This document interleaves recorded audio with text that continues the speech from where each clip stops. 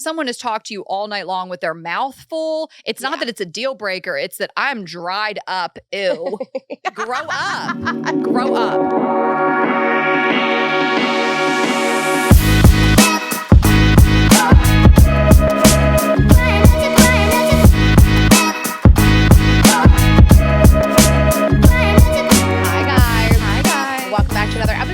Girls Gotta Eat. Coming to you from rainy LA. Yes, we didn't really sign up for this, but here we are. It has rained more days than not.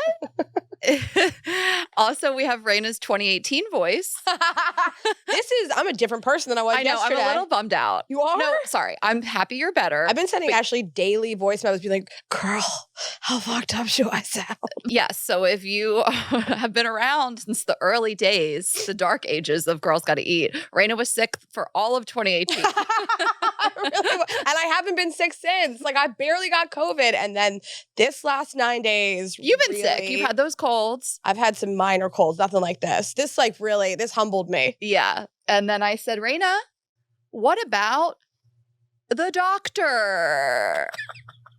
And sure enough, yesterday you went, you're a new person today. You would not.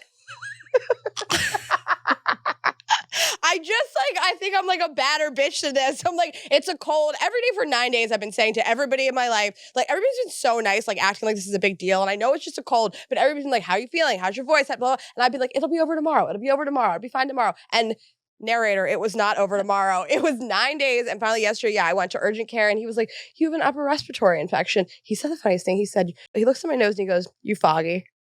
Isn't that the fun? It's like calling somebody dusty. What? Like your nose is fogged up? He said foggy. Bitch, you fogged up. He goes, you foggy. It really made me laugh. Oh my God. It reminded me of you, Dusty. But that is so funny. It really made me laugh. Oh my gosh. But I'm on amoxicillin, and so I'm okay, girl. Go on with your amoxicillin. I got amoxicillin. I got nasal steroids, and I got the neti pot. The neti pot, you were saying you were doing a humidifier, and I was just like, you got to get that neti pot selfie. I did this so many years ago. It drips out. Have you ever done it? Goes in one nostril, drips out the other. Oh. This is why I'm single, because I did one neti pot selfie in 2014. Did you? No, it was like, I did, but I'll never recover. Well, thank you for making me go. I'm literally a different person today. We have health insurance, bitch. It's not cheap. No, I get in there. Okay, I don't know how it works. What? I went to urgent care. My special urgent care where they squeeze that butthole cyst out. Well, I wasn't going to the West Hollywood one. I was going to the Venice one. It's so good though. It's elite. Next time you'll go. Can't recommend getting your butt cyst popped there enough. No, there's always no wait. You gotta. Next time I'll come pick you up. There was no wait at the Venice one. They just made me wait for an hour just for the experience. Because you foggy. All right. Let me take a couple of Ash and I are going to do together. Let's thank some of our partners. We'll jump right into it. Thanks to HelloFresh for supporting Girls Gotta Eat. Go to HelloFresh.com/GGE60 and use the code GGE60 for 60% off plus free shipping. And thanks to Athletic Greens for supporting GGE. Right now, it's time to reclaim your health and arm your immune system.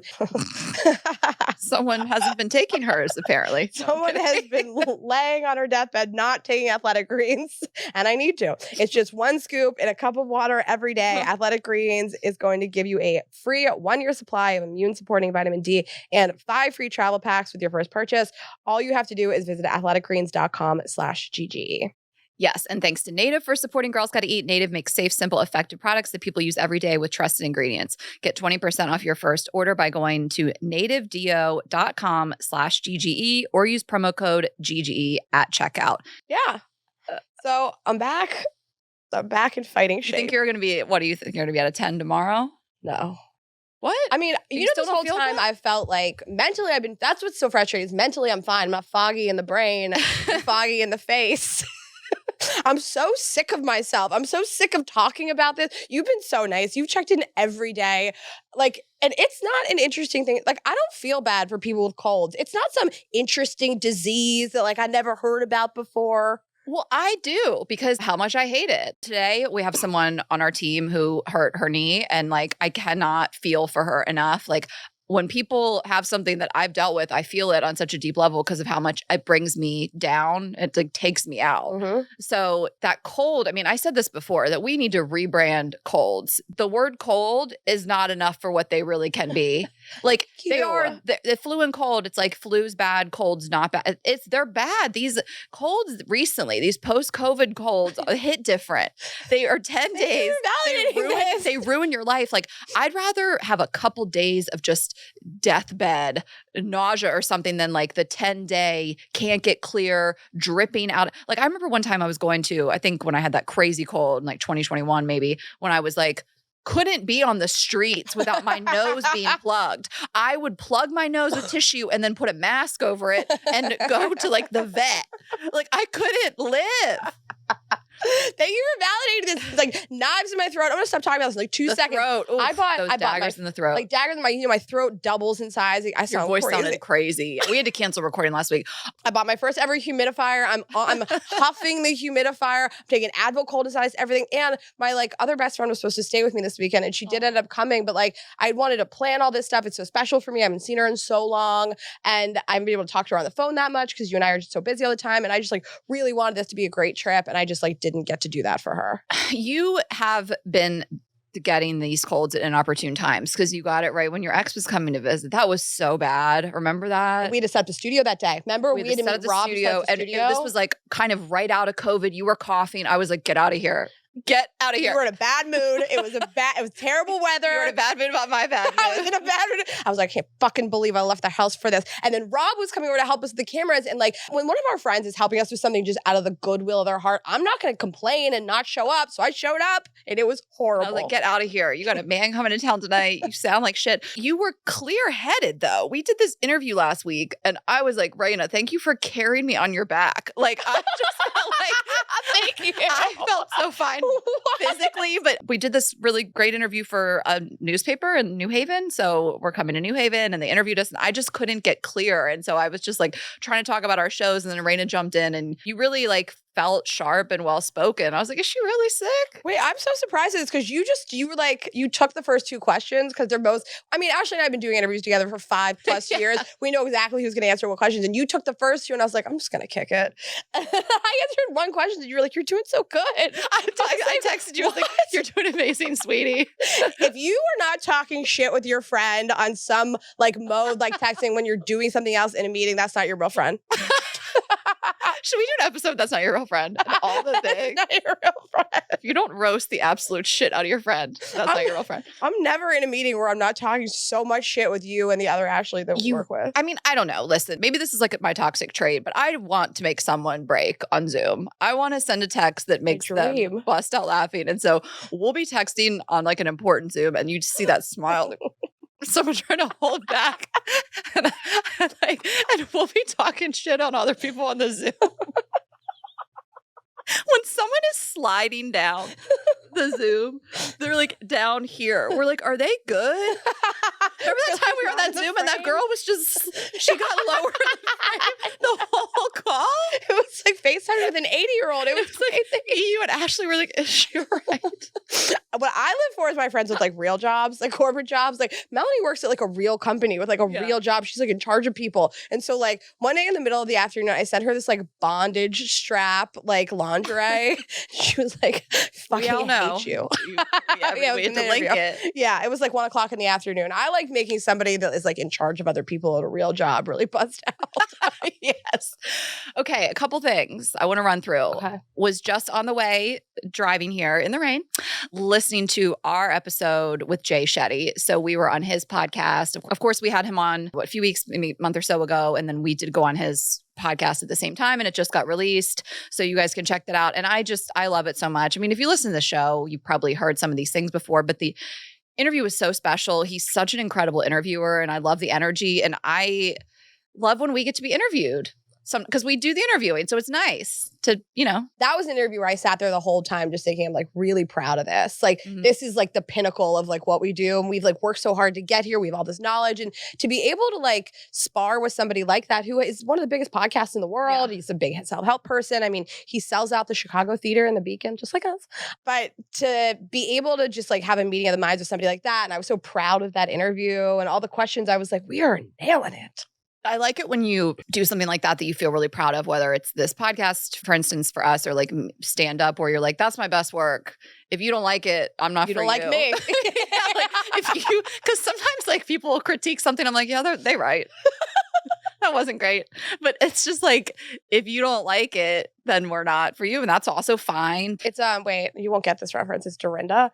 But she says, I know who Dorinda is. I forget how I saw her drunkenly getting into a car one time in New York. I love Dorinda. But she says, if you have a problem, that's your problem. She says, if you have a problem with me, that's your problem. Something along those lines. Well, I also like, this is not an original Paige DeSorbo quote, but she says it and she's posted it before. And it's like, I don't want everybody to like me because not everyone has good taste. I love it. And that reminds me of the quote that I think was on that, Von Dutch documentary, that never underestimate the poor taste of the American people. Mm-hmm. Yeah. So I just like to say that, like, you don't want to be liked by everybody. People have bad taste. You don't like everything either. Yeah, like, that's why there's tons of content in the world. Yeah. I think if you don't like us, you do have bad taste. But listen, that's okay. Well, obviously, but people have bad taste. Okay, I moved.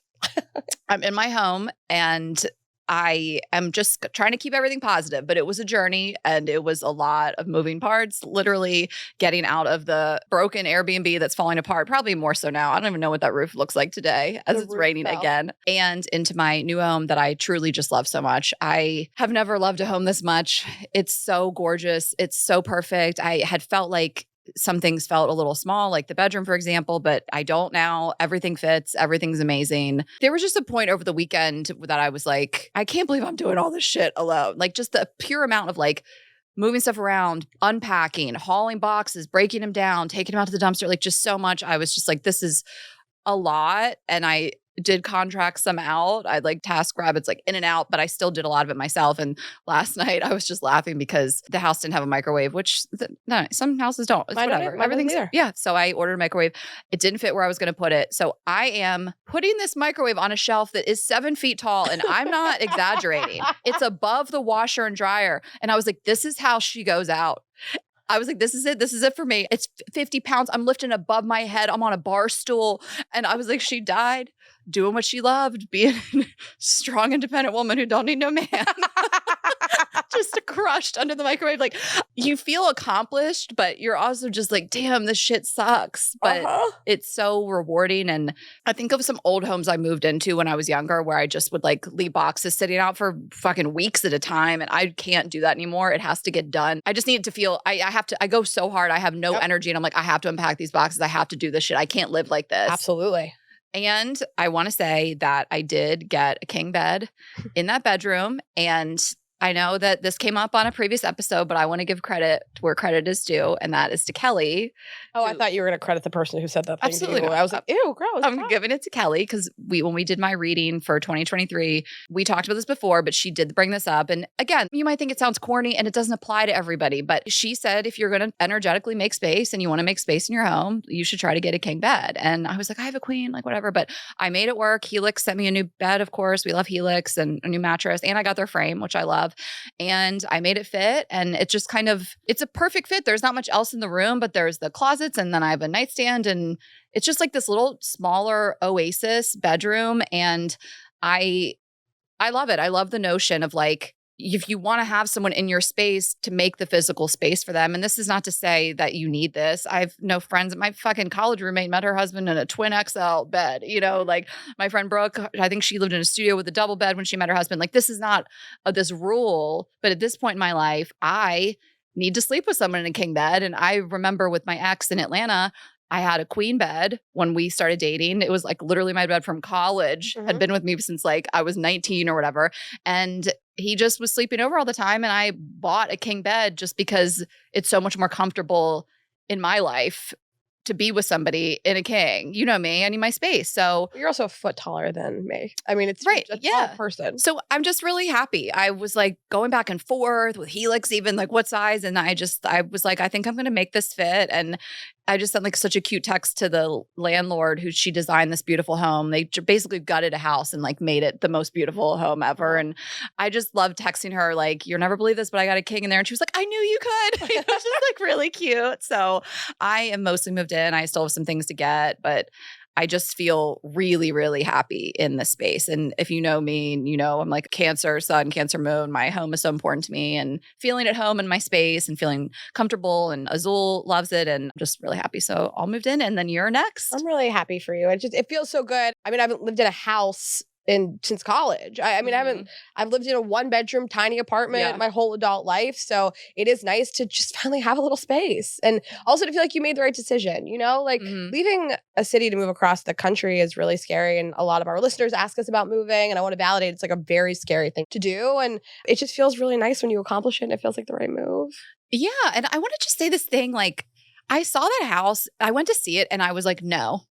I was like, not enough closet space. The bedroom's not big enough. And I was like, the realtor girl who showed it to me was a fan of the show, and I really enjoyed her and loved chatting with her. But I was like, I just don't think it's going to work for me. I'll let you know if I change my mind. And then I just kept thinking about it. I kept stalking it on Zillow. I was like, maybe I can make it work. And I went back to it. So I don't know. My immediate gut reaction was off, and I rethought about it and went back.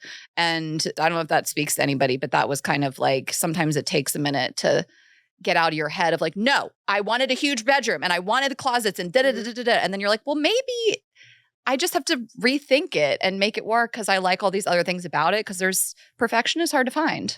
Yeah, I also have a hard time. This sounds a little woo-woo, but like I have a hard time imagining myself in a space when there's a realtor 2 feet behind me, like talking me through something. And I did go back to my new house to like take some measurements. And I liked it so much better the second time because I asked the guy to please stay downstairs. And I was like, you can just chill. You can just like be on your phone, just chill. And he was so nice. I mean, he couldn't be nicer, but I just wanted to feel my own presence in the house without the presence of a stranger 2 feet behind me. And it does change the way you feel about a space. So you had a funny analogy. You were like, this is like how we always watch TV at different times. So you're all moved in. I am nowhere near it. I feel like I'm like edging so hard because there's like 100 things that need done. I mean, actually, I have checklists on checklists. Oh, I know. Look at my cute little checklist. I had a list of deliveries when everything was coming, confirmed, tracking. But you got to make check marks. You know, I don't roll like this. You know, I'm not this level of organized. I'm a crazy organized. I have to buy. I have checklist is sexy. I have to do, to buy, and it's a sexy. But you have links on yours. I don't have links. That's the difference. I feel like I'm edging towards this orgasm. I can't quite get there. I'm like itching, but like, so as this episode comes out on Monday, we will have just gotten back from Sacramento. I have gone to Sacramento, flown home for 1 day. Tomorrow I'm flying to New York. I'm going to do a full pack on my apartment and our studio. I'm going to put all of that on a truck. Ashley, I do not need her to come with me. She would have done this in a couple weeks with me, but I wanted to do it sooner. And our moving company is going to do a full pack. So it's fine. So I just want to say that she's not packing. Well, yeah, we planned to go and do this when we went to New Haven, and then you got antsy, and I was like, I'll be there on FaceTime. Yeah, I'll be there for moral support. Antsy my pantsy, and I'm ready to go. So I am flying to New York on Tuesday. I have to pack 2 places. I fly back to LA on Saturday. Sunday, I have to pack up the Airbnb. Then the movers are coming to the Airbnb to move me into the new place on Monday. And then I have all these deliveries coming Monday and Tuesday. Also, we have to record on Monday with a great guest. So it's a lot, but I will feel like really settled on Tuesday. I'm like really excited. And I'm exactly like you. I need all things built and all trash taken out. I'll be up until 4 a.m. I cannot sleep. Yeah, like I was pushing past a point of exhaustion that was probably not healthy, because I was like, I have to get this done. Yeah. I want to like feel at ease sleeping in this house tonight.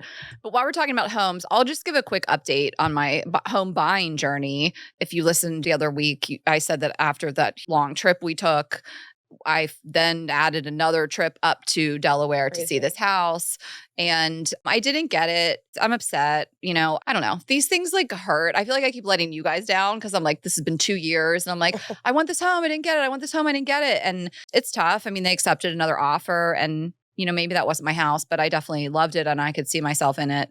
And I flew all the way fucking up there for the day, in and out of Philly, morning and night. But yeah, that's kind of the update. I just always want to keep you guys updated and not blue ball you on this home buying journey, but I'll find one hopefully. And maybe that just like wasn't it. I'm sorry. It's okay. I mean, I was so sick. And I said to Ashley, I was like, I didn't even ask you how the house was. Am I good? And you were like, don't ask. Everybody keeps asking. Don't ask. Everybody asks, yeah. But then, I mean, my realtor was like, it's weird that the selling agent didn't tell me they had an offer and you could try to up yours. He was like, I just find that kind of strange. Maybe they just got an offer they couldn't refuse or whatever it was. So he was like so sad to tell me. And we've been on this journey, he and I, for quite a while now. But hopefully it'll happen. But it's just when you don't get it, it's like a punch in the gut. Like I can remember every time, this is only the third time where I've really gone hard, put in the offer, got everything I needed from the bank, you know, where I can remember where I was. I remember being in Minneapolis with the first house. Like I remember how it feels when you're like, you didn't get it. It sucks. It hurts. It does. Of course it hurts. And this is for me, you know, I already have a place to live. This is like a home that like I would potentially rent and live in one day. So it's not like I'm not so desperate, but I feel for people that are like really trying to buy their first home and like can't get it. And now mortgage rates are so much higher. It just is like, I just have sympathy for anyone on this roller coaster. You just get your hopes up so much. I remember I lost that apartment once that I was going to rent and I was crying at our agent's office. We barely knew them. It was so embarrassing. So it does just really hurt, you know, of course. Okay, Reyna, I have an update that you have not given. I have to give you so funny. What? So if you guys heard Reyna's art gallery story from a couple weeks ago. When we were at this, I mean, you have to go back and listen. Someone said it was like out of a sitcom, this art gallery story. Yeah. We were at the pool in Miami and you go, Ashley. Well, okay, so I got into this art gallery that I like. I met this guy. I thought he was so amazing. He asked me for my number and my email address for the gallery's like information. And then he suggested going to this like art show. And so I drove to the art show and I was talking to them. You guys have to go listen. So when was this? 3 weeks ago? Yeah. Okay. So you were like, oh my God, I just got a voicemail from the art gallery. And we were like dying. We were just like, oh my God, what is it going to be? We were freaking out. We thought it was going to be that guy. And then what was it? It was the owner of the gallery and he referenced the other guy. And he was like, you gave your number to so-and-so. And I was dog name. And I was like, God damn it. And then they were having an event, which I would have gone to, but we were away. But I feel like I have no shame in this situation anymore. I don't care. Of course, I'd show up to an art show. I think call them back and just, I was wondering, just be like, when's the next one? Yeah. When's he going to be there? So we've had a couple of family dogs in our life. And my close friends who I've been friends with forever know all those names. And my one friend goes, was his name Rusty? I like low-key forgot we had a dog named Rusty. It is such a dog name. Okay, would you rather? Rusty, but like, I was like, oh my God, Rusty. That was like our first dog. I feel like this name is worse than Rusty. Rusty is not it for me. I mean, the other name is worse. Rusty, like, yeah, I guess Rusty's going to fix your car. Yes, it's giving like I Rusty's can at least a welder stuff for you. He's going to weld. Yes, welder's going to weld. Also, am I just saying that because of rust? Like, why am I thinking? Because it sounds like Dusty. Or Rusty could be like he's a surfer. It just sounds like something that like someone who can like do stuff is named. Like can help me like paint a wall. Right, like find me a New York finance bro named Rusty. Can't do it. In a Patagonia vest. It doesn't exist. Also, what is Rusty short for? Rustifer. No, it's not.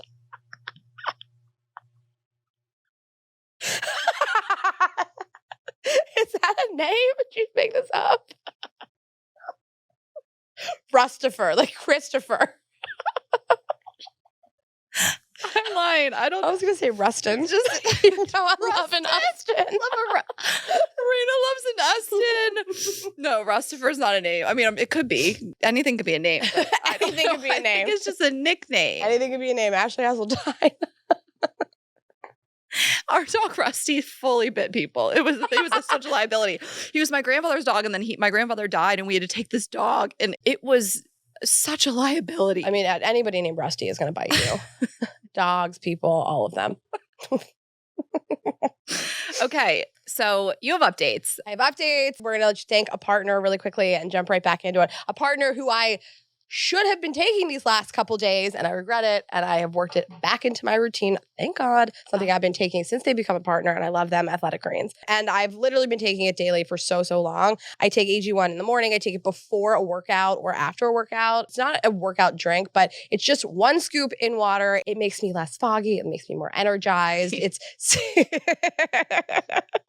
And I'll tell you more about it, but Athletic Greens is offering you a free 1-year supply of immune-supporting vitamin D and 5 free travel packs with your first purchase when you go to athleticgreens.com/GGE. I feel like I've turned so many people onto this too because we talk about AG1 and so many of our friends have been like, do you really like it? Yeah, I like it. I think it's really easy to build into your routine. Most health things I will start and just stop doing them, but this is just like 1 scoop of powder into some water. I like the taste. I think it's just easy. It's quick. It is 75 high quality vitamins, minerals, whole foods, sourced superfoods, probiotics, and adaptogens to start your day right. If you want to boost your immune system, your energy, recovery, focus, all of that, it can help with all those things, but just a really nice thing to do for your body.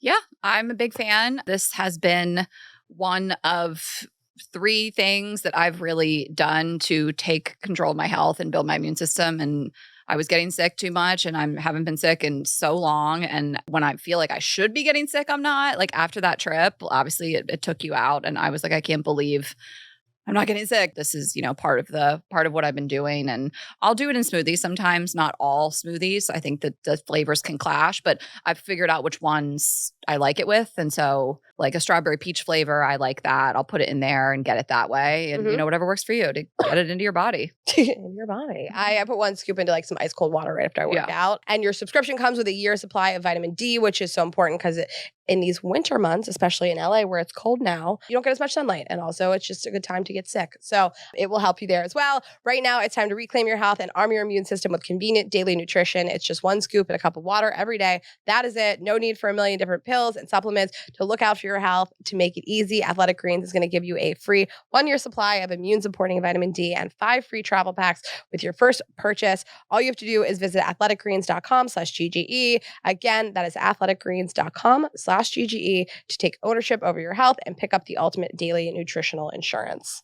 Okay, Reyna time. We like to keep you guys updated about what's just going on in our lives. And we really had so much to talk about last week. We didn't really get to this, but I just wanted to kind of like talk about something that happened when we were in Florida, a little experience I had. And that was that I invited an ex of mine to come stay with me for a couple days at the hotel in Miami. And it was nice. He is somebody I dated years ago and I have dated on and off for years. He's like my Charleston ex who I spent like Christmas and New Year's with over like COVID and things like that. And people are always like, well, why? And it's just, why can't you just be together if you like each other? It's like, I don't know, I'm an adult and I realize we don't want any of the same things in life and that's it. I can still really enjoy a person and he knows me really well and we talk all the time and the sex is good and we don't want the same stuff in life. So we had a tryst in Miami. It was really nice to see him. He came and stayed with me at the hotel for a couple days.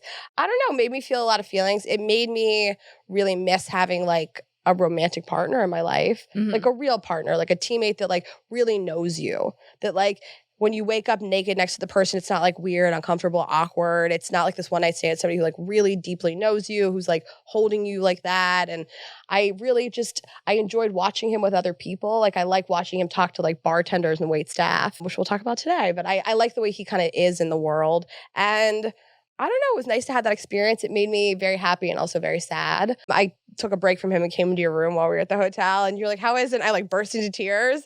And it's interesting to have those people in your life that you care about, but it's not going to be a long-term relationship. And I wouldn't say I regret like doing it. I was sad for a few days, but it didn't like re-trigger old wounds or anything like that. But it did really make me like want a partner and miss having those things a lot.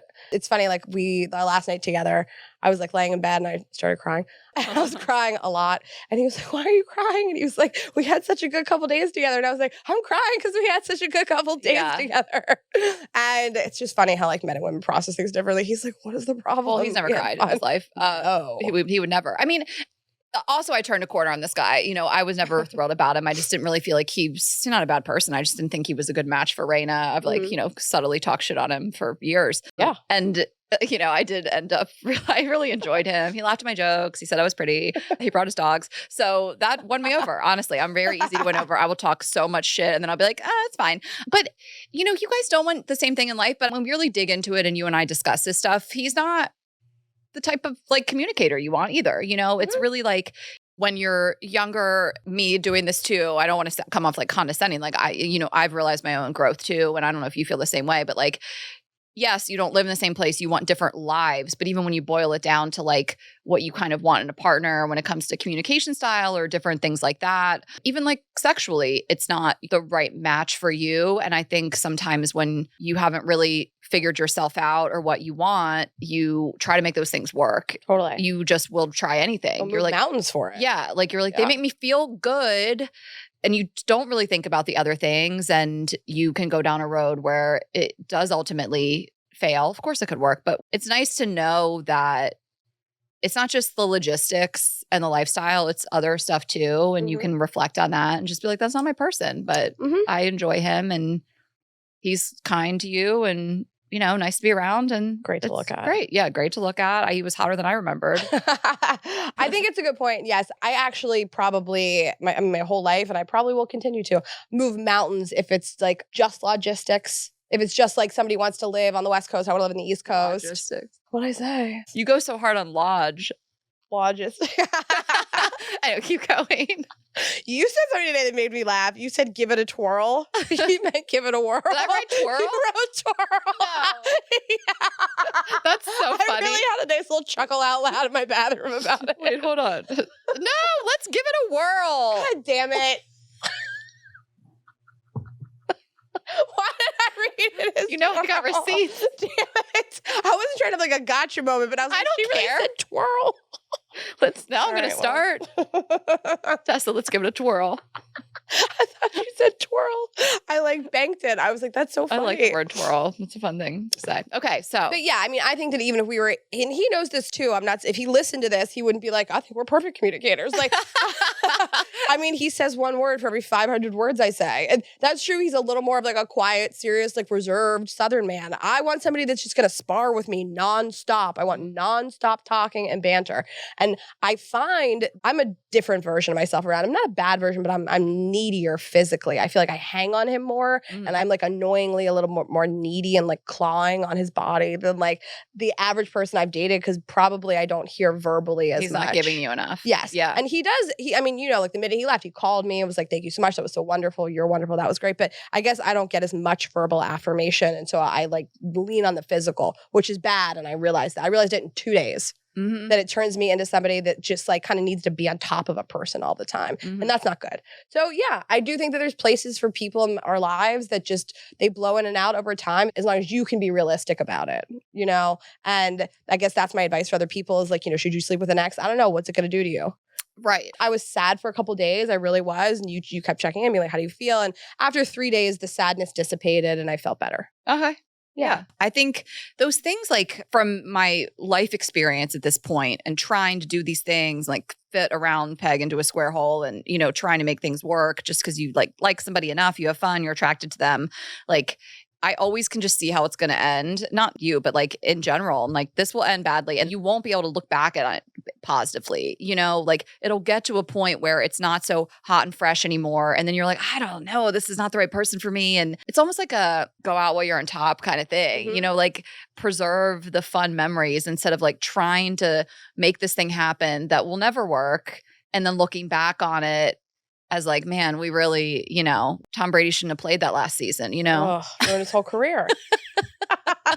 It's retire after the Super Bowl win, you know? Yes, it's true. And I recognize that like we're all trying to change our partners a little bit in some ways if we think it's going to make their lives better or make you a healthier relationship together. But I don't really want to change somebody at their core. I want to just buy the item in front of me. I want a ready-made item, you know? And I don't want to spend all my time telling somebody I don't like the way that you interact with the world or interact with me. And once I decide those things, I can't like unring the bell. And I know that I'm a huge unrelenting nag when I decide I don't like the way you are in a certain way. And it spirals really badly out of control for me. So it's good to just know in the beginning. Yeah.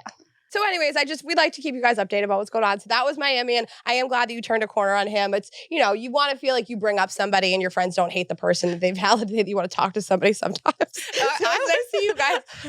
I mean, listen, I love to make jokes. I love to talk my shit. And I was just like roasting him the night before. For 4 years. I've been actually thinking for days, like at which point when am I gonna draw the boundary? When am I gonna be like, okay, it's enough. I've had enough. So I got in the zone of like roasting him, and it's playful too. Like I don't hate this person. I don't know him enough to hate him, but I just got in the zone, and my final thing, like it just kept flowing out of my body. You're pulling up to the hotel where he was waiting for me. Yes. And I said this thing, and Rayna goes, Ashley, and then you bust out laughing harder than I've ever seen you laugh. And I was like, got her. Like, I loved that you wanted to like be mad at me and draw a boundary, but I was ready. It was such a good joke. Talk about it. I was like, at what point am I going to be like, all right, enough, bitch. I've had enough of this. Okay, I've had enough. We've talking shit on him. It's been endless. We get it. Everyone gets that you hate him. And then you really dropped the hottest joke of the summer. I just dropped the mic, and you were just like, damn it. And I was like, have fun. Look, and then the next morning it was all good. And he's fine with me, you know? Great. I talk a lot of shit, but I'm easy to win over, like I said. You really are. Yeah. You're so soft. You went soft. I'm fogged up. But I went on a date too in Miami, which is kind of funny to like, you know, go on a date with somebody. I live in LA now. He lives in New York, and go on a date in Miami. And it was a friend of a friend, someone that's like actually been asking you out for a while in the DMs since 2020. Not like relentlessly, but the first time he messaged me was 2020. And it was a really nice compliment. And you've never met him, but he's like the friend of your friend, more Reyna's friend. He's her friend. And it was fine. I mean, I definitely felt more of a friend vibe, just to say friend for the millionth time, but super nice guy. The place we went was like really one of my favorite date places I've been. And when we're in Miami, we stay in the South of Fifth neighborhood, which we absolutely love. My good friend Laura has a condo, now Rayna's friend too, but has a condo down there, and we'll stay at a hotel down there. And we just love all the restaurants, and it's like a quieter part of town. And we eat breakfast and lunch at Pura Vida every single day. And ate there 6 times in 4 days. It's truly one of my favorite neighborhoods in America. I love it so, so much. But it's like the places can be a little bougier down there. Like, I don't know. There's just not like divier places, but he chose this spot called the Scapegoat. And Laura was like, oh yeah, it's definitely like a more casual spot. Just like wear jeans, whatever, like flip-flops, whatever you want to do. And I loved it so much. It was like dark and sexy. I wouldn't really call it divey, but certainly not like bougie. And like the music was incredible. I was like, did you put my playlist on? Did you pull up my Spotify and put my songs on? It was just like that late 90s, early 2000s, like hip hop. And it was funny. I was like, I've never heard it, but it was that perfect volume. You know, you want to be on a date. Volume is so important. I don't want to be screaming. I don't want to leave a date and my throat hurts because we've had to scream over the music. And I made a joke. I was like, I've never heard Petey Pablo at this medium of a volume. Like it was like the best music. But medium of a volume. Like North Carolina was just like a nice volume, and just perfect cocktails, great service. And like, again, this wasn't a love match, but I had such an enjoyable time just chatting with him, but like in the spot. I love a good date spot. I'm laughing because I can't believe you went. We had to go on the tour the next day, and I was so spent from like the wedding, 5 nights in Miami. We had just gotten Joe's Stone Crab. We like ate all this food, and I was like so ready to like just like tuck in and just like have a glass of wine with Laura and sit on the couch. And like you like put on an outfit. Like when I had to talk to a stranger, I was like, she is really doing it. She's getting after it. Yeah. I mean, listen, I'm trying to find somebody if I'm going to put myself out there. One thing I will say that was so funny, and I'm realizing this is the thing I really enjoy, is we were coming home. We did this really great dinner at Carbone, and you had got a bunch of outfits sent from Revolve to try. And you were pretty drunk. You were so chatty. You were like especially chatty, Rayna drunk. It was so cute. And I was like, when we get back to the house, can you try on all these clothes? Rayna, you're so brave. I was so full. I felt sick. I had a hangover the next day from food, not from alcohol, from food. I mean, it's all carbs. I wouldn't have been able to fit into anything. And you tried on all these outfits. You came out kind of drunk. You modeled everything. And then you passed out on the couch with Laura, snuggled up in the outfit that you then wore to Tampa and Miami. You passed out in your show outfit. Back to my roots. I'm wearing the same outfit for a bunch of I can't stop laughing about you passing out in the show outfit. And I'm sitting there having a glass of wine being like, I can't believe she's doing this. She's so brave. Brave. I was like, I'm waiting for her to say brave. And then the other night, I'm at Kate and Jay's, and Kate's talking about all these new bikinis she bought. And I was like, model them. And she did. And I was like, well, I love this so much. I feel like a proud mom. Like when you take your daughter shopping and then you're like, honey, give us a fashion show. Like, did you ever come down and like try on your clothes for your parents? My mom seemed like the kind of person that would be cool, but she's not like your mom. Well, I would try on my new outfits like for school for my parents and like do a fashion show. So cute. I didn't even realize how much I wanted it. You were so into it. Laura was like, fashion show. And I was so excited. I got 6 outfits. I was like, are you guys sure you want this? And you were like, all of them. Do all of them. And wait, can I just share how crazy this was? So I ordered this outfit. It was still in the box. And I said, I'm looking at it. And I was like, Ashley, I'm going to give you this outfit. I think I'm looking at it. It's crazy. It's exactly like you. It's so you. And you were like, I literally brought this outfit. I'm going to wear it on this trip. To wear to Miami. Yes. So weird. And then on top of that, I had a dream about it. This is so bizarre. Like it was this tight orange jumpsuit. And the night before, I had a dream that you were going to wear it.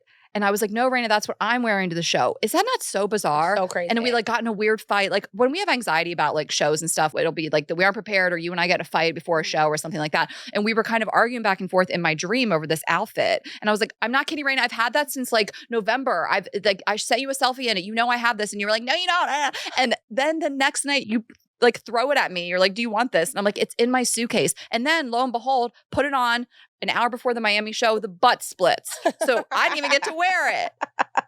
Like my ass is that big. I'm just splitting pants. No, it was a good outfit for you. It's not you. It's not you. And I had sent the outfit back because I could have given you the backup. Yeah. But that was really funny. I probably didn't need that medium, to be honest. That fabric is really thin. No one looks good. It's not flattering. I'm glad it split. And then you had an outfit that looked like a quinceanera dress that you decided not to wear. And that's why you pulled out the outfit from a couple nights before that you also fell asleep in. Yeah. This is back to my roots, like in Philly, where I wore the same black jumpsuit 3 nights in a row. I was like, who cares? But I feel like some of our friends who are like fashion girls really like inspire me to like really just like dig deep, be a fashion girl. So I want to do different stuff for every show. I want you guys to be excited about what we wear at every show. And Ashley is always dressed up for the shows. I have a little bit, but I haven't like really cared that much. And I've really enjoyed it like the last year. Just like really shopping for some crazy shit for every show. The real ones may remember Reyna's blazer phase.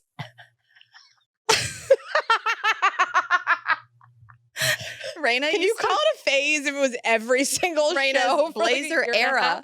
Reyna would wear skinny jeans and a heel pump and a blazer. I liked the look, but I liked the look. Business. It was every single live show, and we're talking about sucking dick in your skinny jean and a blazer, looking like you're going to Salesforce to present.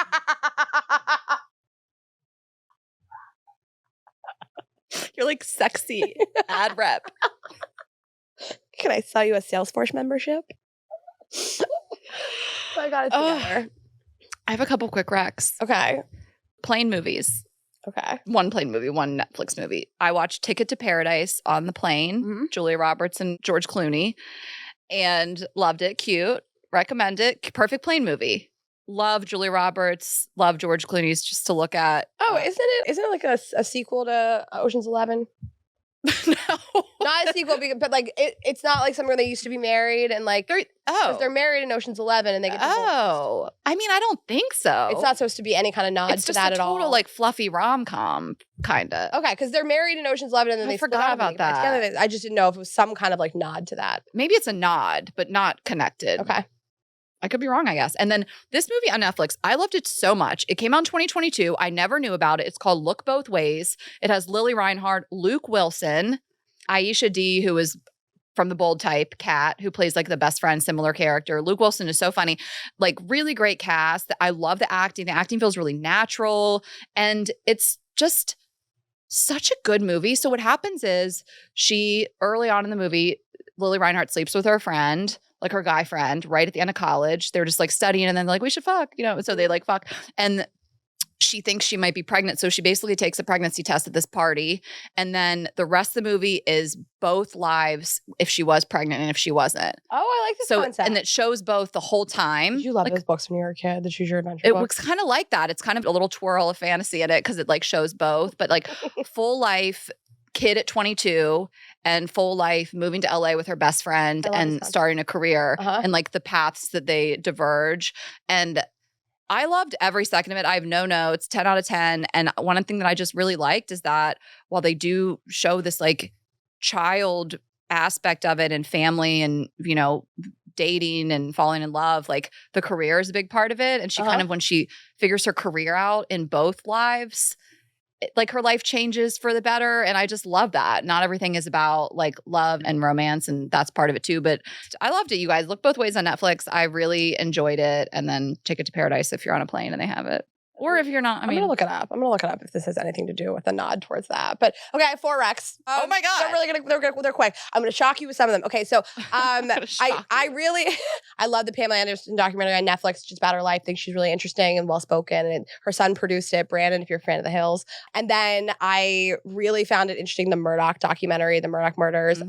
Really fascinating family. They've just left a trail of bodies around them. And because they are so involved in the law, they've been district attorneys and lawyers, et cetera. They sort of have been above the law. So it's pretty sick to see the stuff that they've gotten away with, that family in general. So sad, but an interesting story. I'm watching a docuseries on Netflix called Full Swing. It's about professional golf. What? I'm really enjoying it. Is it like spicy? It's kind of spicy. And the guys are hot. Golf. Professional golf. It's about the PGA Tour and Live Sports, which is Saudi Arabia launched a golf league and it's supposed to compete with the PGA Tour. Sorry, I'm blacking out. And the PGA Tour kicked all these players off for basically signing with the Saudi Arabia Golf League. It's really interesting, you guys. Sounds so dope. Sounds dope as hell, girl. Go off with your golf doc.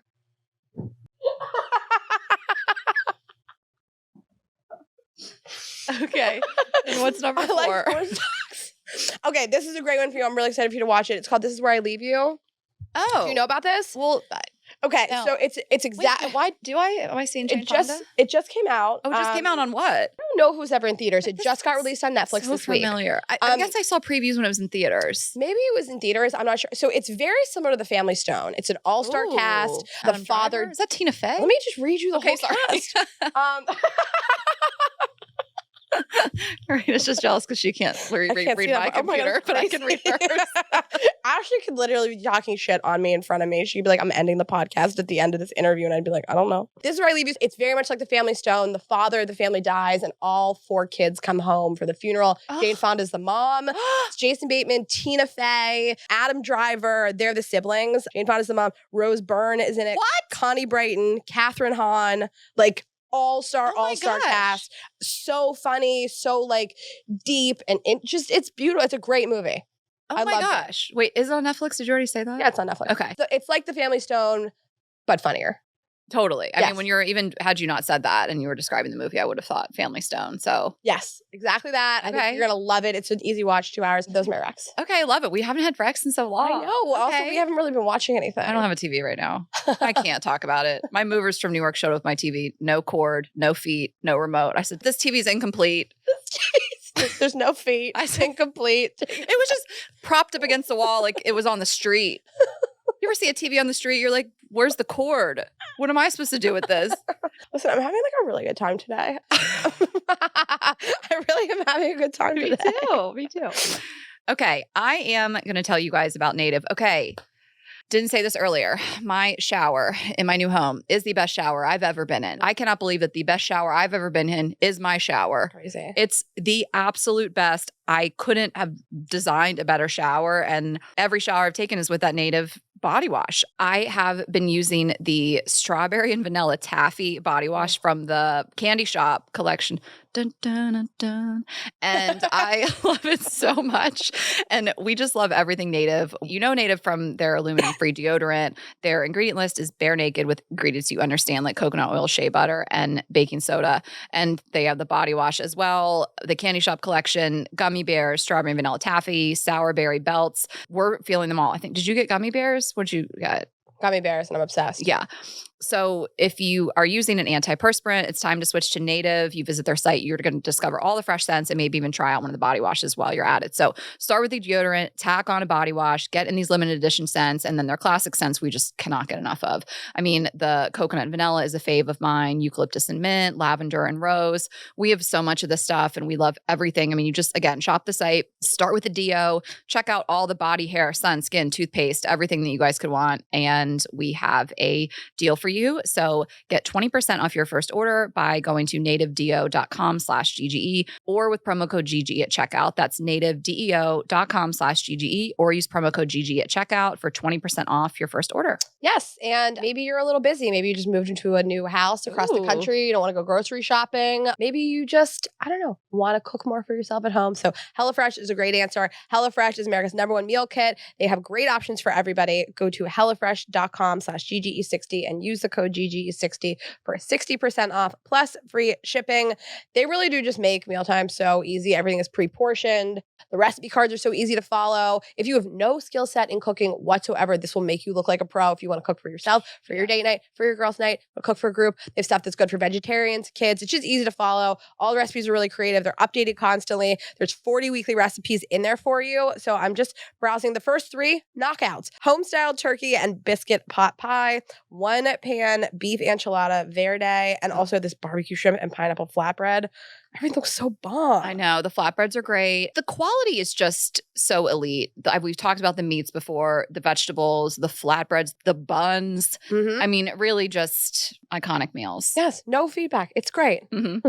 Everything I've done from there, just really fantastic for years, long before they were a partner. So we know you'll want to check it out. It's really simple and easy. You'll get seasonal ingredients. Their app and their website make it super easy to manage your orders. You can cancel or skip a week. You can change delivery addresses, all the things, and we'll give you a discount code to check it out. Go to HelloFresh.com/GGE60 and use the code GGE60 for 60% off plus free shipping. Okay, manners. Topic. Did you know that when I was a kid, my mom sent me to charm school because I had bad manners? You've been to charm school. I had this memory unlocked the other day where my table manners were so bad and my parents threatened me to go to charm school and they actually sent me. And then they got Aunt Kathy to send Lindsay too. And Lindsay was like, why do I have to go? Ashley's the rude one. And we had to go to this manners school. Was Lindsay ever rude a day in her life? No. She didn't deserve this. So because like our parents were, best friends, Lindsay got roped into it and we had to go to this like class. This is so funny. And like learn manners. How old were you? Young. Like, I mean, I don't even know. Elementary school, but like I knew what to do. I just didn't do it. I just was like, I don't want to eat like that. I want to be bad. And like, I just finally, like my parents sent me off. How this is so crazy. Wait, sent you off like no. I think it was like once a week, for like a month. I don't really remember. Honestly, I wouldn't hate doing it now.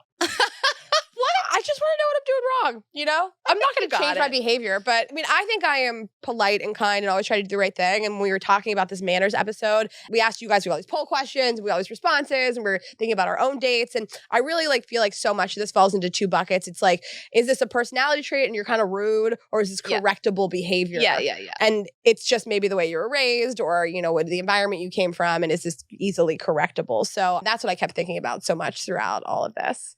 I mean, like we're going to talk about a lot of things today. So we're going to talk about table manners and just kind of have some fun with that one. And then we're going to talk about things like phone at the table. And then we're going to talk about things like, making sure you get home okay and all these types of, and chivalry and things like that. But bad table manners as an adult are pretty bonkers to me. Like, again, like I'm saying, I was a fucking kid who didn't give a shit and I still eat really fast and I still feel like, I might get excited and talk with food in my mouth every once in a while. Like I know how to fucking act, but I want to speak about this in the right way. Like it's not something that comes with money or status. Like you don't need those things to have good manners, right? Like as an adult, you've been through the world, even if you grew up with nothing, and that doesn't matter either. It doesn't cost money to have manners. And so it's interesting to me, and you've been through school, for the most part. And I'm talking, I know there can be cultural differences and extenuating circumstances, of course, but we said this early on in the podcast where I went out with that guy and he held his fork like he fisted it and like shoveled it into his mouth. Mm-hmm. And I was like, how do you not see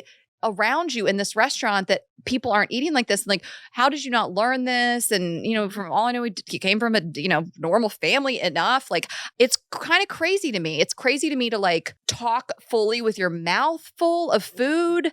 'Cause some of this stuff is so nuts as you are an adult. You're 30 plus and you're acting like this in a restaurant. It blows my mind. I also don't know how the women before me did not correct this for me. Right. Like, how has nobody said anything to you about this? And it's sort of like harmless. It's not like a huge offense the way some other things are. Right. Like when you are really rude. I don't know if you can correct it. Like I'm just, like I said before, I'm not trying to change anybody. I was thinking like if I went on a first date with somebody, they just had really bad table manners. Number one, I would never say anything.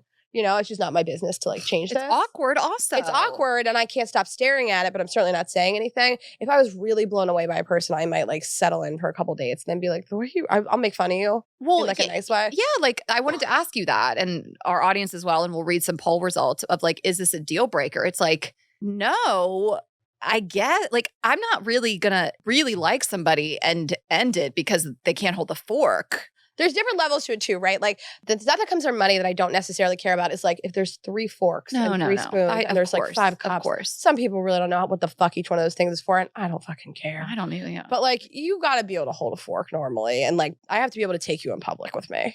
Like I remember Kate going out before she was married. We were both on these streets dating and we had nicknames for everybody. And I remember her going out with this guy who gestured with this fork and knife. It's kind of scary for one. A knife is flying around.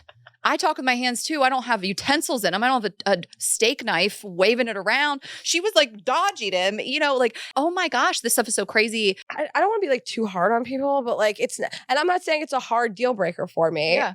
Rudeness across the board towards me or staff, deal breaker. We'll talk about all those things, but it would give me pause maybe. Okay. Well, should we do our poll results? Yeah. Okay. So I always like to see how many people. So we had about 10,000 people did these answers. And we asked, are bad table manners on a date a deal breaker, or could you work with it if you like someone? 58% said deal breaker.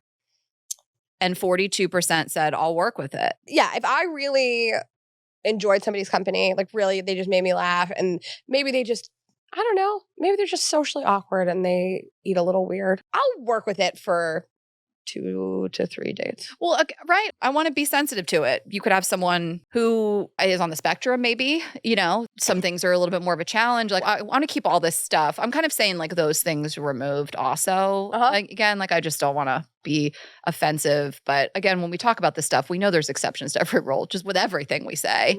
So I also keep it in perspective that like, of the myriad of things that you can do that's shitty, eating weird is not one of them. Like, I think there's 1,000 things that you can do that are like really bad that I don't like. If the worst thing about a person is that you're like a little sloppy at a table, like I'm going to go out with you again and I will make fun of you a little bit down the road. Ashley and I believe in positive reinforcement. I can make funny jokes about something and still make you feel good about yourself. But yeah, if that's the worst thing about somebody, and listen, I'm getting older, okay? The pool is shrinking. Yeah, but I got to take what I can get. But also we're getting older. You should have learned it by now. But I will say there is some things that are just going to turn you off and you don't want to fuck that person. So someone has talked to you all night long with their mouth full. It's not that it's a deal breaker. It's that I'm dried up. Ew. Grow up. Grow up. Okay. So let's just kind of move on from table manners, right? Have anything else to say? Okay. So let's talk about just opening doors. You know, I think there's 2 different things here. I think there's opening a door into a restaurant, bar, whatever, the door, and there's like opening the car door, different level. I think that you're going to be not shocked, but the results for these 2, very different. Okay. Like we just said a male date, like relationships can look however you want, but you know, we're coming at this from 2 women who date men. So do you want your male date to open the door for you? Regular door, again, into a restaurant, for example. 67% said yes. 33% said they don't care. And then do you want your date to come around and open the car door for you? 26% said yes and 74% said no. So this is about what I thought. I'm also like, I just need to say this up top. Like, of course we're feminist, equality, all the things, but like this stuff is nice. And like, it took me 5 times the time and money to get ready for this date. Open the door. Some things are just polite. So I'm not that strong. I know. I can't open a lot of doors. With doors. I know. Doors and keys. Some of them are really heavy. I can't with doors. Yeah. You also don't know how to big open and water strong. bottles. Open them for you. I'm not going to sit in a fucking car while you walk around and open my door, okay? If that's what you want, fine. Oh, wait, hold on. I'm not doing it. Oh, sorry. You're thinking, oh my gosh, okay, let's break this down even further. You mean I mean when you get out of the car. I mean I'm in the car. That's crazy. It's so no shade. I'm sure people have their parents do this and it's very cute and I'm not shading it. You want to sit in the car and have your door open? Go off. What? Like someone's my chauffeur?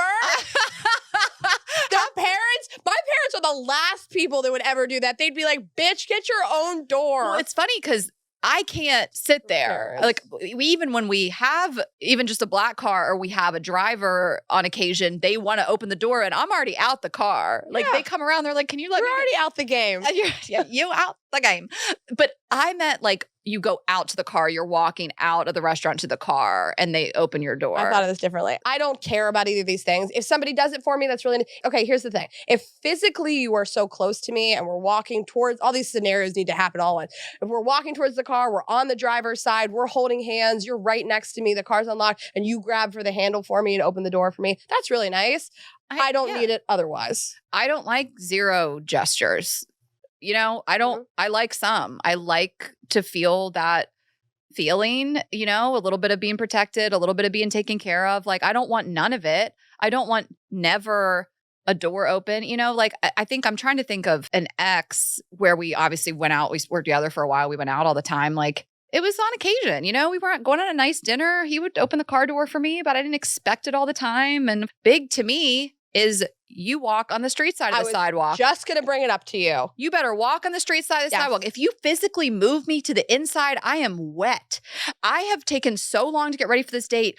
You're getting hit by the car first. I paid too much in Sephora to get hit by a car today. No, seriously. No. This outfit is not car proof. When you get hit by the car.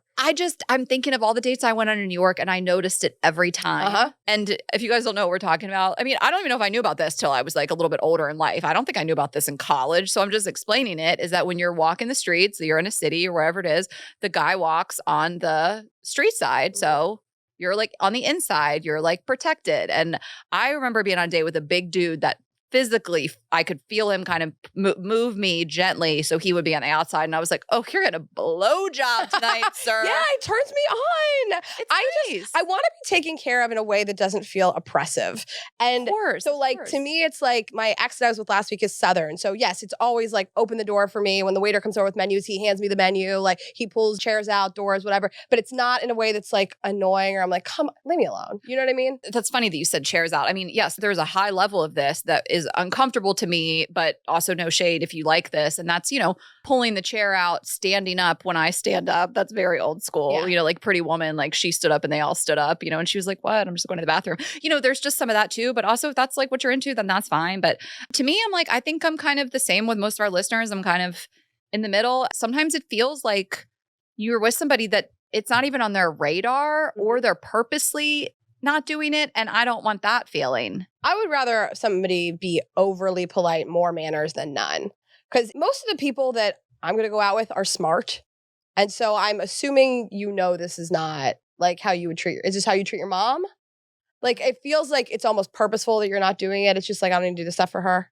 And it turns me off a little bit. Yeah. Because I feel like you're too smart to be acting like this. Yeah. I mean, all these things like, I don't know. I mean, Rayna and I are elder millennials. I mean, you know, we're with the times as much as possible, but I'm sure people could be listening to this and being like, no, like that's dated and gender roles and yada, yada. It's like, I don't know. It feels nice. It feels nice. I don't know. And then while we're here, let's just talk about the poll for money. And we've talked about this on so many different episodes. We don't need to deep dive into paying, but what do you prefer on a first date? I just found it interesting. 82% he pays, 17% we split, 1% I pay, 57 votes. She's paying. I just don't want it to be weird. And I've had like situations with people, they like make it really weird. You know me, I don't mind splitting. It's fine. I'm trying to like get out of that culture, but I also don't mind it. But if somebody makes it weird, if they're like insistent that I split it with them, they've made it uncomfortable, I'm just never going out with you again. I'm not doing it. There's various schools of thought. If you ask me out, we go out, we have a few drinks. Again, time and money to get ready for this. I'm more at risk coming out as a woman to meet a strange man. Just fucking pay. Don't make it weird. At the end of my relationship with somebody, we're at the bitter end. We're in bed together, The Notebook, about to die together, me and my man. I will want to have our relationship to be equal. At the end of the day, I'm down with equality. I paid, you paid. I took us on this trip. You took us on this trip. But that first date is important to me and I'm done reaching for my wallet. Yeah. And I'd like you to also pick a place you can afford.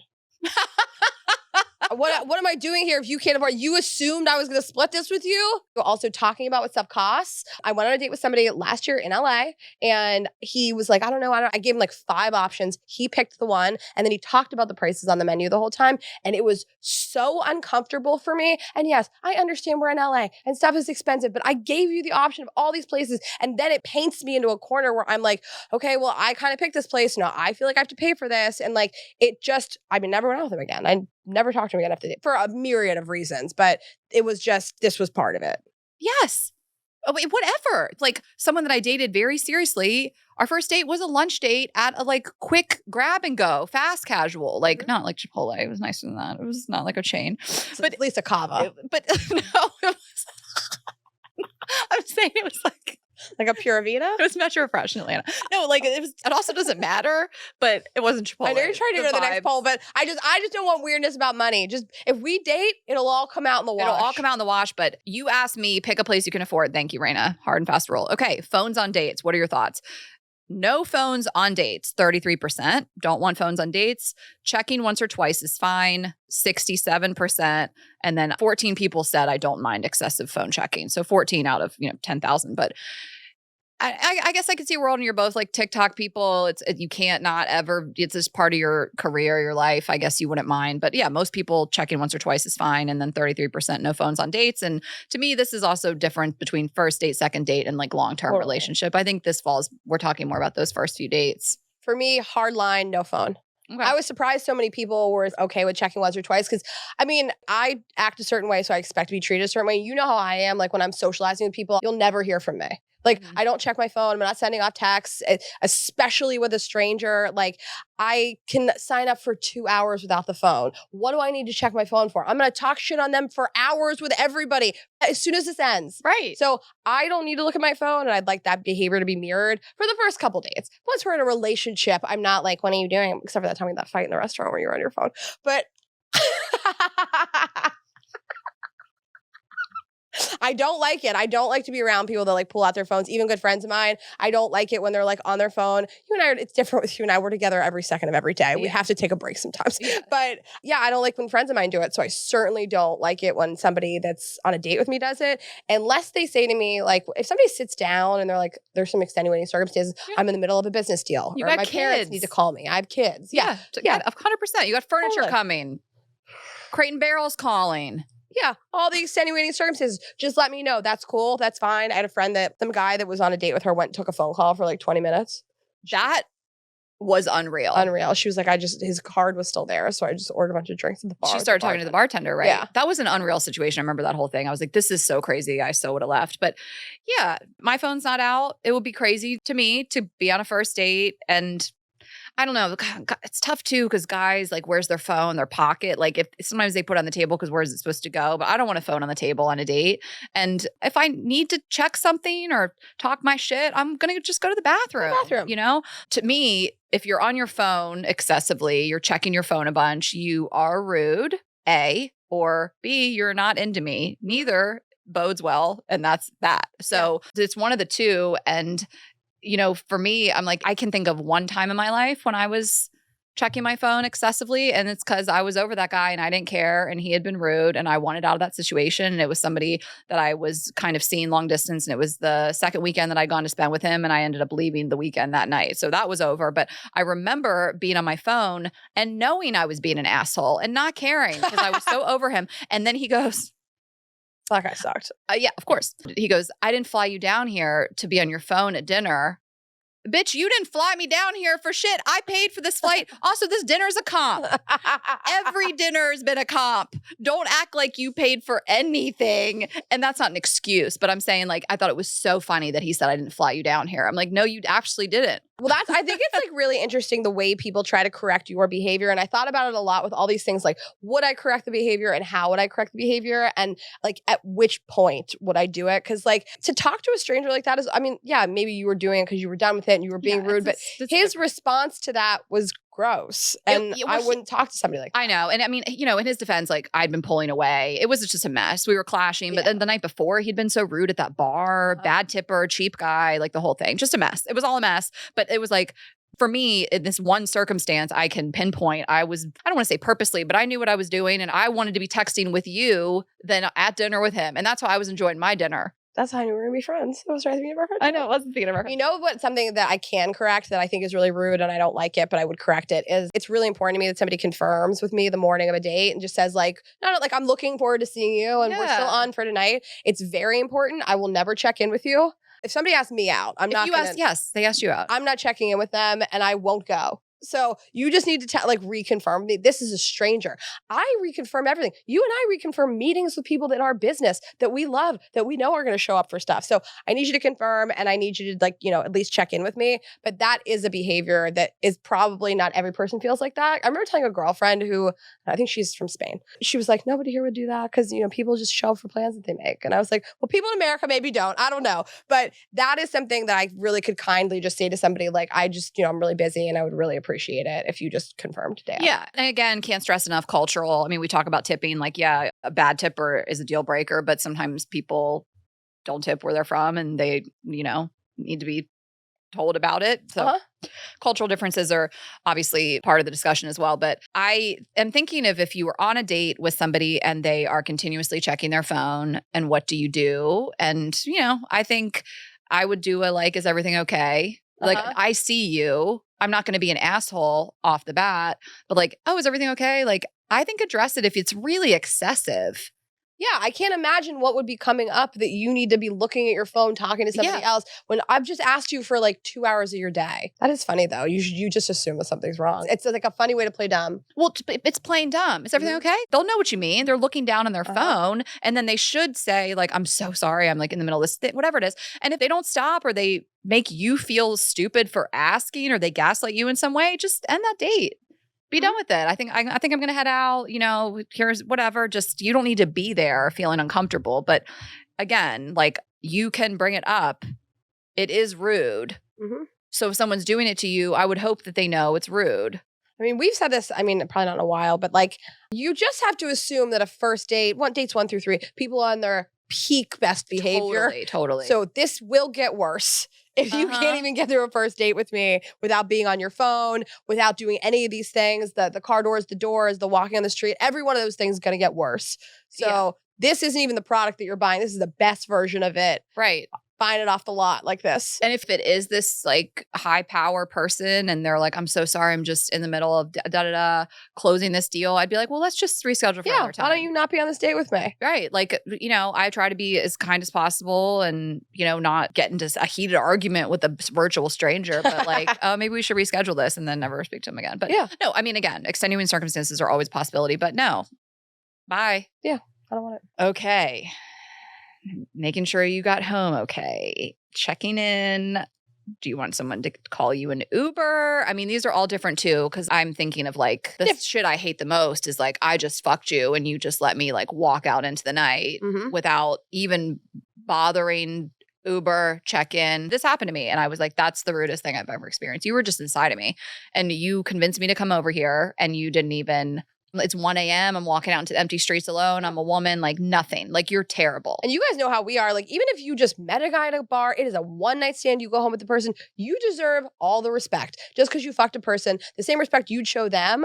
I had a one-night stand with this guy in Nashville a few years ago. And when we finished, it's a city that I didn't live in. I was going back to the hotel. He called me an Uber to go home and he walked me down to the Uber. Yes. Walked me out of the building. And he even said, do you want me to ride back to the hotel with you? Probably trying to fuck again. But...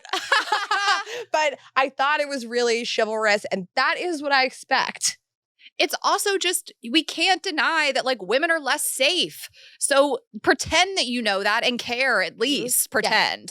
Walk me down, but date-wise, I mean... Also, I want to say, I don't expect everybody to pay for an Uber for me. No. And certainly, when I was younger, nobody had money. So I don't expect somebody to call, but that guy at least made sure I had, and he called one for me. It was nice, but he made sure I had one and got in it. Well, and that's my thing too. You're rarely going to call me an Uber. I'm on my phone. If I'm ready to go, I'm ready to go. Yeah. And I've called the Uber, but to walk me out to it or something is nice. This guy, this was so long ago in Chicago. I was there visiting him. I spent the night with him. I was at his house the next morning and I was going to go back to my hotel and he didn't even offer anything. And he had a car It was wild. To me, that's just rude. I'm not going to He was also rude, re-educate cheap, you. all the things. Yeah. Like it all was a whole package. Yeah, I'm not going to re-educate this behavior. I'm not interested in it. Yeah. It's none of my business. Yeah. You're just a person I knew for 2 hours. Yeah. But any sort of showing that you do care, every city's different. It's like, I'm trying to also remember not everybody lives in cities where they're like taking Ubers and things like that. So then it's like, nice. Do you want someone to drive you home? Obviously, you don't want to be drinking and driving, of course. But if you're safe to drive, like, do you want someone to pick you up? You want someone to drive you home? You know, what do you? Whatever's going to make you feel safe, I think, and feel respected. I don't necessarily need somebody to pick me up. I like to go somewhere myself, but people have certainly offered. And it always strikes me as really nice when somebody offers anything that somebody's going to do that's like to take care of me. Like you said, to text me and make sure I got home. Like, I'm never going to not like it. Mm-hmm. There's certain things that are deal breakers for me, but I want somebody to just make sure I'm safe. I'm a female. Treat me like I'm not as safe in the world as men are. Yeah. I'm not. Yeah. Again, there's like a whole spectrum of things. And it's like, I don't need the far end of either, but I like some politeness and chivalry somewhere in the middle. And I think, it's funny, every once in a while we'll get a date submission or a story submission or something that's like, can you believe this guy offered to pick me up? To me, if we've met, I would love for you to pick me up. We've met, I've seen you, I've smelled you, I like you, I'm going out with you. I love it. Pick me up, drive me around. I fucking live for that shit. But an app where actually strangers, like, no, I don't want you to. Totally. I might not like you. I don't need you to see where I live, being in your car, like I'm going to meet you there. And then if someone is really weirdly insistent on picking you up and you don't know them, if you've never met them, I find it to be an orange flag at least. Yeah. Because then it's like, why are you pressing this so hard? But I'm always down for being driven around. So what about if somebody shows up and they just look like sloppy for the occasion? It's like bad manners to show up sloppy. But like, is it their personal style? Will you change their style? Do you care? Is this bad manners? Well, I'm thinking of like that Tide commercial where like the t-shirt's all like stretched out at the neck. I mean, to me, it's a very like, it's not creepy if you're hot situation. Like if I like you, we can fix your clothes. Are you dirty? You're dirty. You're dirty. You have a stain. You have a mustard stain. Yeah. You have a barbecue stain on your white t-shirt. Like, it's also like weird because times have changed so much of clothing. And so like athleisure and like sweatpants are hot and acceptable in a lot of places and things like that. So, I don't like the collar all stretched out. Of course not. But it's like, again, also at this age, it's like, I don't know, you should have a t-shirt that's not stretched out. You should have clothes that are washed, like that's my bar personally. Okay.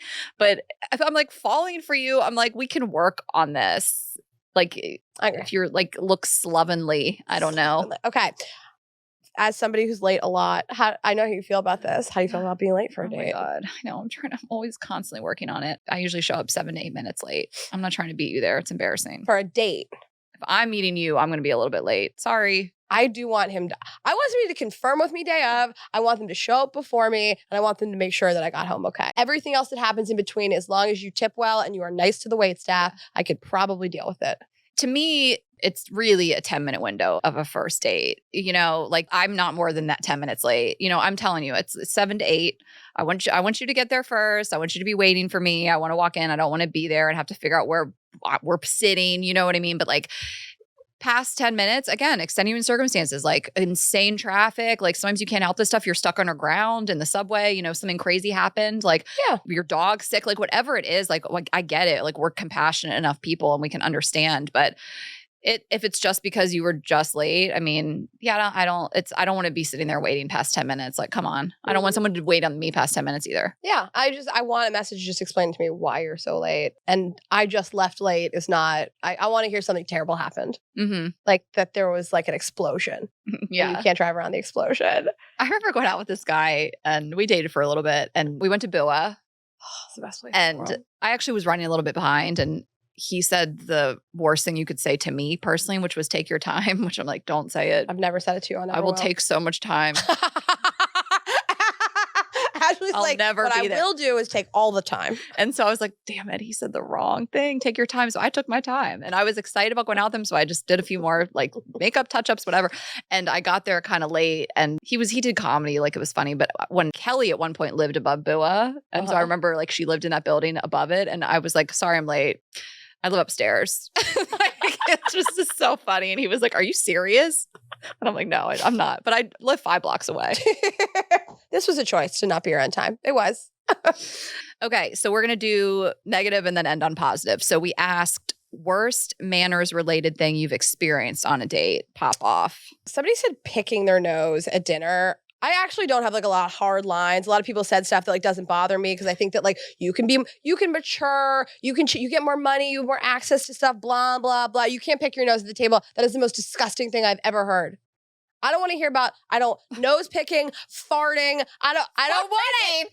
So, I pick my nose and I'm not picking it on a date, but like I touch my nose a lot. Like I do this a lot. And chicks in the office just posted this clip of like, we need to normalize picking our nose.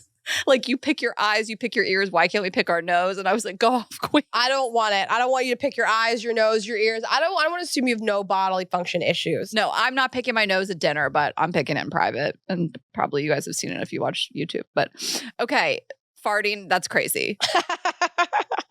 Taking a smoke break during dinner. Nope, you got to get a vape and figure that out.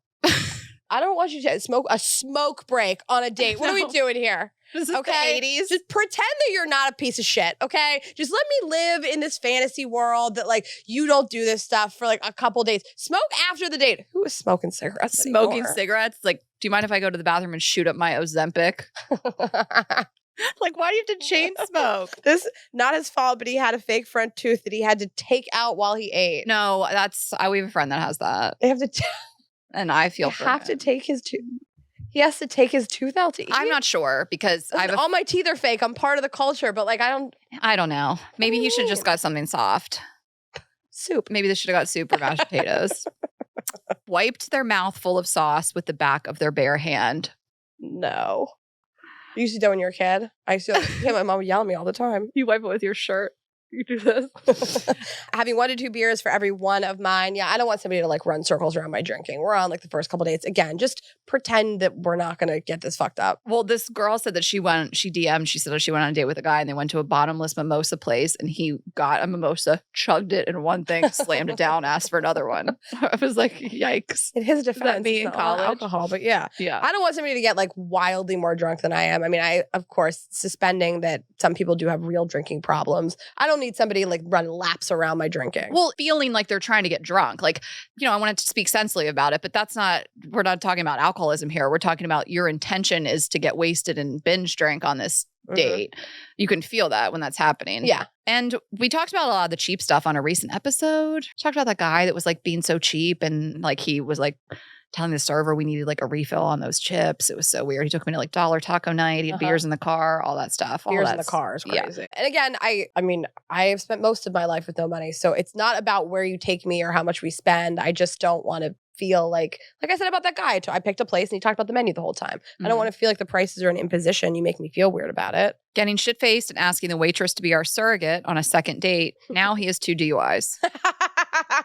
I was on a date with a guy and he got a DUI on the date. I don't know if I've talked about this, but I had to bail him out of jail. Yeah. It was the whole thing. I am a hard line. I mean, you and I are restaurant people. I'm a lifelong like waitress, restaurant manager. Hard line on any type of weirdness or rudeness with waitstaff. If you are flirting with a waitress uncomfortably. Right, uncomfortably, yeah. I saw this guy, it was weird with a flight attendant on the plane the other day. I don't like it. Somebody that is making women feel uncomfortable or if you're rude, it's just a hard line. I'm not going to re-educate you to be better. I'm not doing it. No. It's crazy. It's crazy behavior to treat people in the service industry like rudely. Like, what are you doing? You're trying to flex on them, like hard pass. What is happening? Red flag. Again, like a cultural difference with some tipping. We can work it out. But also if that's not the case and you're just a bad tipper, no. No. Yeah. What? Yeah. For what? Then you can't afford to eat out. Yeah. If you can't afford to tip 20%. Go to Chipotle. Okay. A lot of just chewing with mouth full. When men say, wow, you aren't a cheap date, what does that mean? You ate too much? You left no crumbs. Yeah. No crumb left behind. I don't know. Maybe you pick the most expensive stuff on the menu. That's probably what it means. Well, you should have gone to a restaurant. You could afford the most expensive stuff on the menu. Running ahead of me to get inside because he was cold.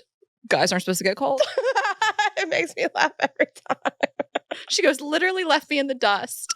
That's so gross. Oh my God. Okay. He's like, he runs ahead. He's chilly. I'm so dry. I will ran ahead of me. You sprinted. Guess what I'm doing? Turning on my heels, leaving. Yes, I'm 2 feet tall, okay? I will get colder faster than you. He's going to realize real quick he's in that restaurant alone. Okay, let me ask you and about cold. this. Acted like a Karen about his food, made the chef recook his food twice. What are you doing you're looking at me being like, I've done that before. No. I mean, listen, no. Like, you need this situation. Like, we went out recently at a really nice restaurant, a group of us, really nice place, really expensive steak, was not cooked. And I'm talking. Was I there?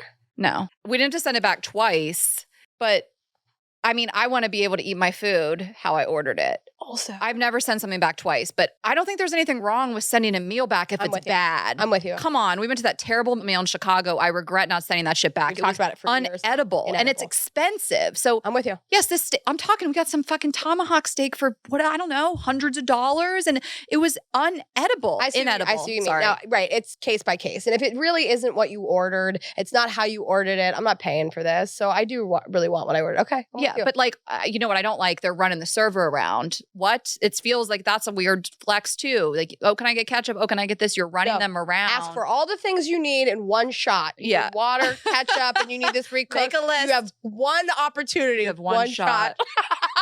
What would you do? You know what also gives me the ick though? If somebody like got the wrong order or the food wasn't cooked the way that they wanted it and they were like, no, I'll just eat it. You better stand up for yourself. That would give me the hardest ick in the world. Yes, because then you got to be like, no, get what you ordered. Okay, let's end on some chivalrous things you appreciate that someone does on a date when you're dating. We'll end it on a positive note. I just really like this first one a lot. Okay. Doing all the legwork for the first 2 to 3 dates, reservations, pay, offer me a ride, etc. It's just don't get too comfortable. I'm kidding. I'm gonna get comfortable. I'm comfortable reading this. I gotta keep it up though. Yeah, I want them to keep it up. It's just. I mean, I am such like an independent lady and I'll do all these things, but like, it is nice when somebody's just like, I got this. I don't need you to pay for everything, but I'd like you to be like, I have ideas. I have thoughts about what we're going to do. And I'm going to cowboy this whole situation. Okay. Clean apartment when I come over. I just had a memory unlocked from the complete opposite over the summer. Guys knowing the sidewalk rule. Yes. Having an entire date planned. Giving me their coat when it's cold. Eat my pussy. So polite. That's the most chivalrous thing you can do is eat my pussy. While I'm wearing your coat because it's cold. You're like, I'm going to warm you up all over your body. Goes to the bar and order drinks for you both. I do love that when somebody's like, let me just get up. Let me go get this. Take care of this. Like, I don't have to walk over there with you. Ew. Pays without me knowing. That is so sexy. He asked if he could help pay for my IUD, which just brings me back to one of my favorite jokes from the new Chris Rock special, which was also one of my recs, where he says, ladies, if he doesn't pay for your abortion, you need to get an abortion. Did you see that part? Did you watch it? No, I fell asleep like 10 minutes in. Not because it wasn't great. It was because I was really sick. It took me a minute to register and I was like, oh, damn. Uh-huh. If he's not going to pay for your abortion, let me tell you, you need an abortion. Wait, that's like really washing over me. And it is like, ask if they can help pay for your IUD. Like, I never expected it, but like, it really. Are you coming inside of me? It means a lot to me. Let's split this. Yeah. I mean, I'm going to go through the procedure. Shouldn't you offer to pay for this? This is not a must. We liked it. Filling up the gas tank for me when it's cold. Oh, this comes back to like those things of like feeling taken care of, like your dad used to do for you, you know, just like making sure you have gas. I mean, also, if you have borrowed my car and it's not full of gas. Oh, what are we doing here? What? This relationship's over. I dated a guy. I let borrow my car. It came back to me disgusting. I have never been so icked. And I was like, you need to Venmo me immediately for a car detailing. Are you kidding me? I completely grow up. Well, you can't borrow anything of mine. Like piss. You can't borrow anything of mine and give it back to me worse. No. Melanie stayed at my place in New York last week and she was like, I restocked everything I used. That's the bar. Yeah. Don't get started on that chili oil. We had a lot of submissions about ordering for me. Some people hate it, some people love it. I feel like it's just the tone. Well, you can't not ask me you can't just assume. That's crazy. That's old. That's like the 50s. You order for me. You haven't even, unless I said order for us. I'm just wondering what the tone of this is because this is the nice stuff. This girl says ordering for me. Like when I was with my ex last week at this like steakhouse, we were like, okay, we're going to split XYZ. And then he ordered it. Like, oh, ordering when you've decided what you want? Yeah, that's fine I like with me. it. I think that's nice. Okay, I'm just going to rattle off a couple. Getting up to make the coffee, bring it to me in bed in the morning. That is my number one love language. Telling me to text when I get home safe. I don't know. I like that you text to make sure. Why do I have to do more work? You text me to make sure I get home safe. Why do I have to text you? But it's whatever. Either works.